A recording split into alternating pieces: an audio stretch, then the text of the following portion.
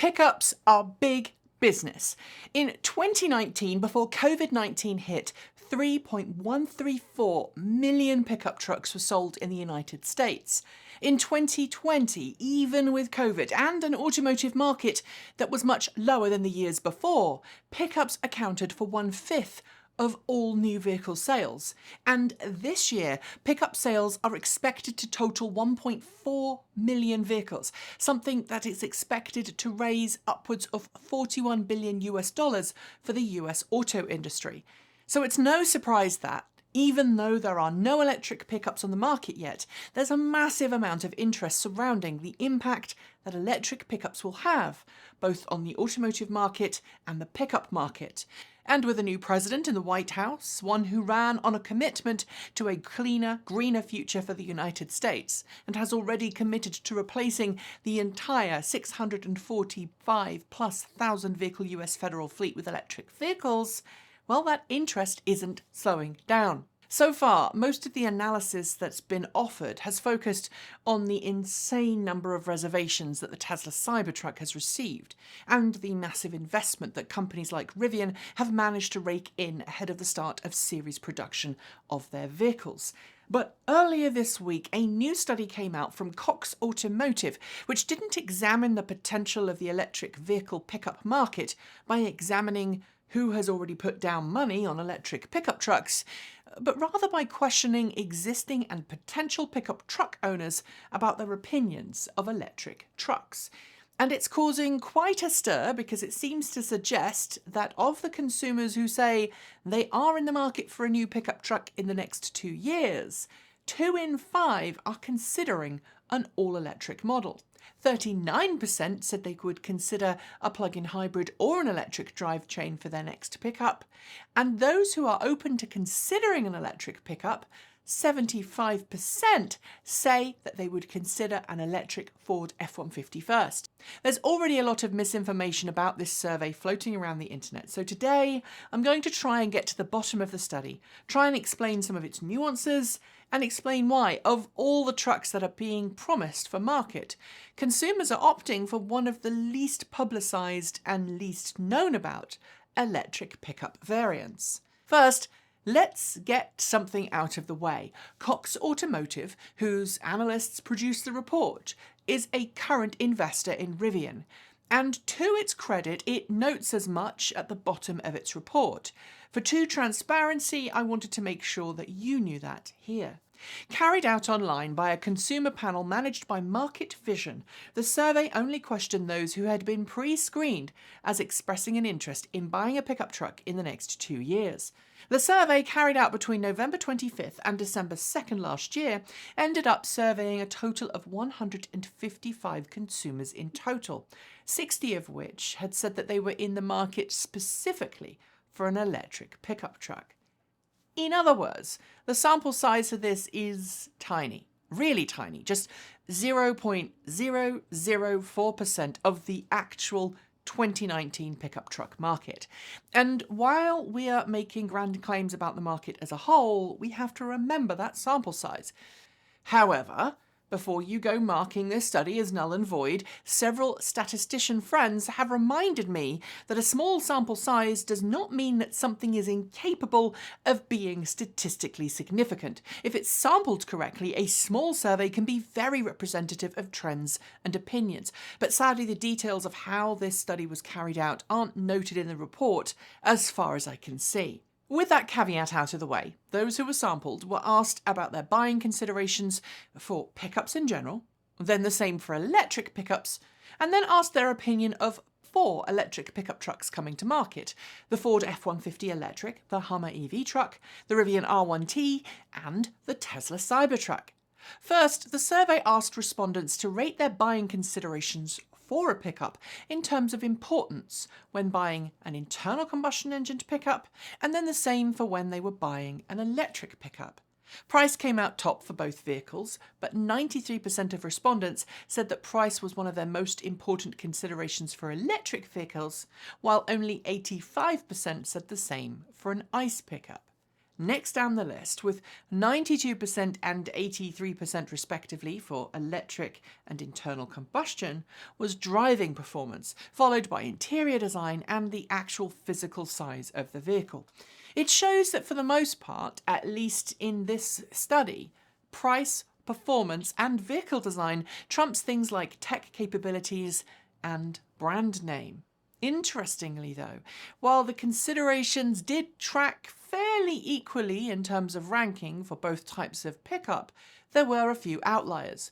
For example, while 77% of respondents said that technological advancement was an important purchase influencer for an electric pickup, only 56% said the same of an internal combustion engined pickup. And when it came to horsepower, only 58% said that it was an important purchase decision for an electric pickup versus 77% when asked about an ICE pickup. But what struck me the most about this? The fact that for EV pickups, an ability to carry out work duties was actually deemed higher priority than it was for an internal combustion engined pickup. By 1%, granted, but yes, it was higher.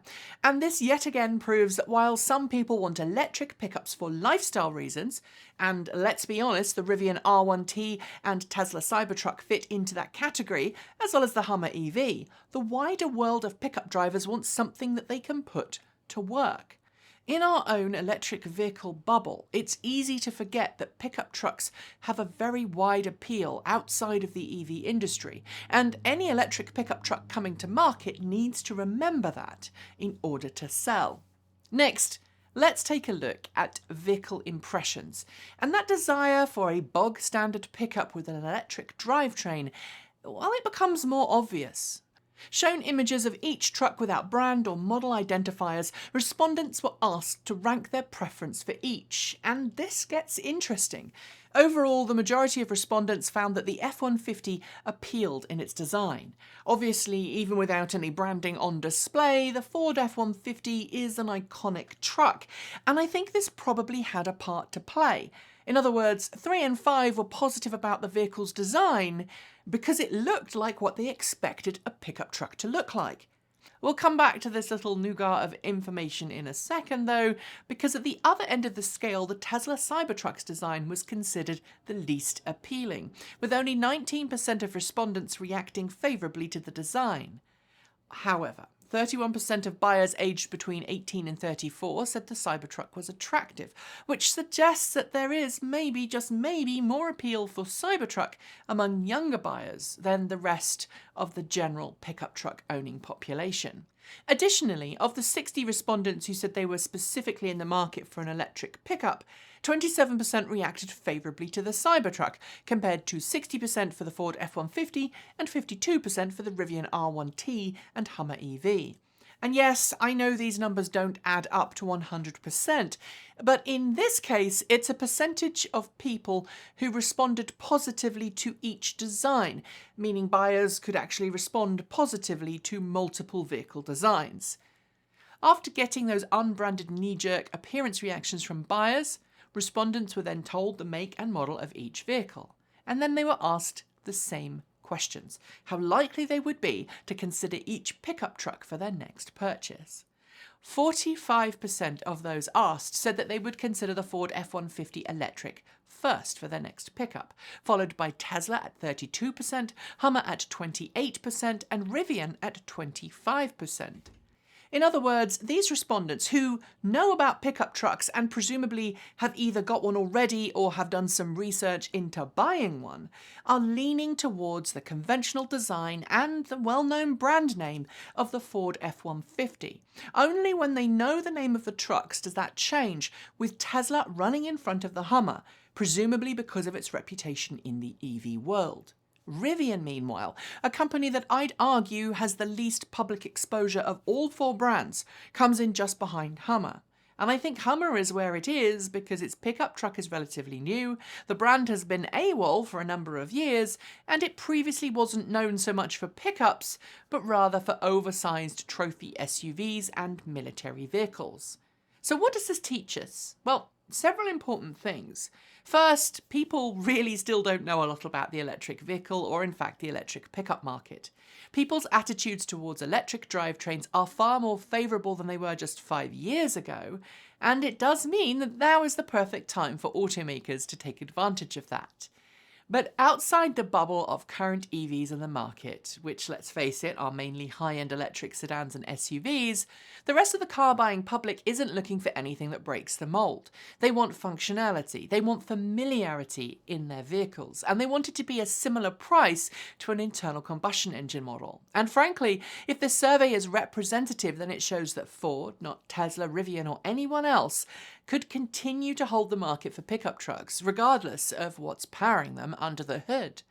And yes, while this video does focus on the US market, it is important to note that pickup trucks are gaining popularity elsewhere in the world.